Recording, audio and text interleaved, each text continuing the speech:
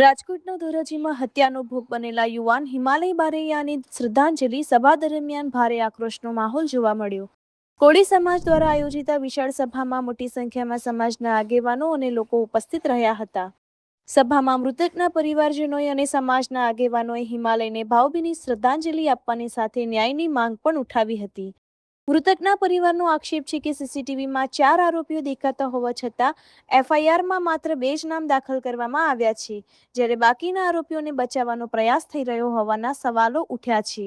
આ મામલે ગુજરાત યુવા કોળી એકતા સંગઠનના આગેવાનોએ પોલીસ કાર્યવાહી સામે પણ રોષ વ્યક્ત કર્યો હતો અને ચેતવણી આપી હતી કે જો બાકીના આરોપીઓની વહેલી તકે ધરપકડ નહીં થાય તો ધોરાજીમાં વિશાળ મહાસંમેલન યોજવામાં આવશે. રિપોર્ટર ફિરોજ જુનેજા, ધોરાજી. જય સંવિધાન. હું ચિરાગ ઝાલા, યુવા કોળી એકતા સંગઠન ગુજરાત અધ્યક્ષ.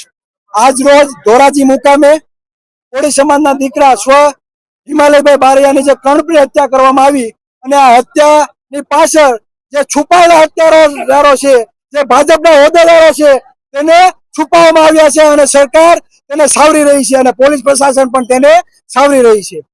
તો ખાસ આવનારા દિવસોમાં આ આરોપીને જો યોગ્ય સજા આપવામાં નહીં આવે તો આગામી દિવસોમાં ધોરાજી તાલુકામાં મોટી બહોળી સંખ્યામાં કોળી સમાજના લોકો ભેગા થશે અને પોતાના મતની કિંમત સમજાવી અને 2027માં આ સરકારને બતાવી દેવામાં પણ આવશે કે સૌથી વધારે મત કોળી અને ઠાકોર સમાજના.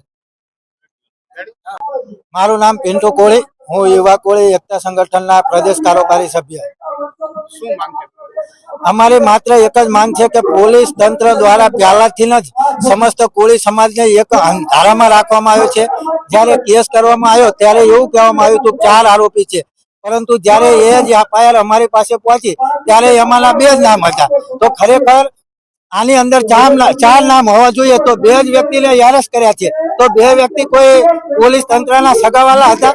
ભારતીય જનતા પાર્ટીના પ્રમુખના આ જે સગાવાલા હતા એમાં મંત્રી તંત્રીના સગા સંબંધીના કારણે આ 2 લોકોના નામ જ અંદરથી કાઢી નાખ્યા. તો આનું શું કારણ?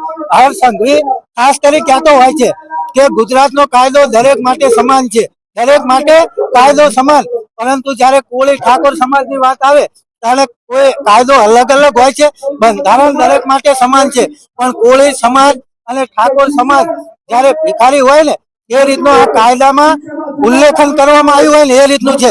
જો આગામી સમયની અંદર જો 4 લોકો આ જે મુસ્લિમ છે એ એરેસ્ટ નહીં થાય તો આગામી સમયની અંદર ધોરાજીની અંદર અમે સમસ્ત કોળી ઠાકોર સમાજનું મહાસંમેલનનું પણ આયોજન કરીશું અને જો ગુજરાત બંધ કરવાનું થશે તો અમે એ પણ કરશું, કારણ કે ગુજરાતની અંદર સૌથી વધારે વસ્તી ધરાવતો સમાજ હોય તો આ સમસ્ત કોળી અને ઠાકોર સમાજ જ છે.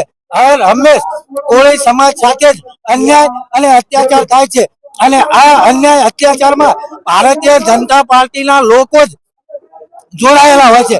વાત કરીએ બગદાણાની, જયારે નવનીત ભાઈની ઘટના બની ત્યારે જયરાજ જેવા લુખ્ખા એ પણ ભારતીય જનતા પાર્ટીમાં હતા. ધોરાજીની વાત કરીએ તો એમાં પણ ભારતીય જનતા પાર્ટીના પ્રમુખનો દીકરો, તો પછી આ હર હંમેશ આવું શા માટે? અને પાછા બચાવનારા ભારતીય જનતા પાર્ટીના ગાંધીનગરના નેતાઓ એટલે કે મંત્રીઓ અને તંત્રીઓ હોય છે. જો ટૂંક સમયની અંદર સમસ્ત કોળી ઠાકોર સમાજને ન્યાય નહીં મળે ને તો આગામી સમયની અંદર ગુજરાત બંધનું એલાન પણ અમે કરીશું. નમ્રતા બારૈયા. મારું કહેવાનું એટલું જ છે કે જે મારા પતિની હત્યા કરવામાં 4 જણા હતા એ 4 આરોપીને કડકમાં કડક સજા આપે અને અમને ન્યાય આપે. અમારી ફેમિલીને ન્યાય મળવો જોઈએ. મારા પતિની હત્યા કરનાર 4 વ્યક્તિને કડકમાં કડક સજા મળવી જોઈએ. જે 2 લોકો એમને ખુલ્લેઆમ રખડે છે એ 2 લોકોને પણ ધરપકડ કરીને અને એના ઉપર કડકમાં કડક કાર્યવાહી કરવામાં આવે.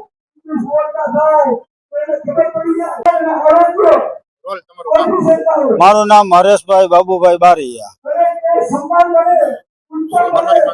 મારા દીકરાનું મર્ડર થયું છે.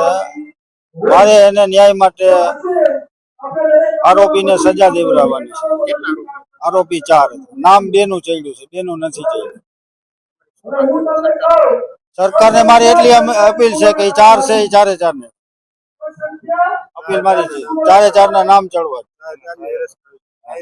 એને કાયદા કહીએ જે કઈ થતું હોય અમને ન્યાય મેળવવો. સરકારને મારી એટલી અપીલ છે. મારા દીકરા માથે અન્યાય થયો છે, અમારે ન્યાય જોઈએ છે.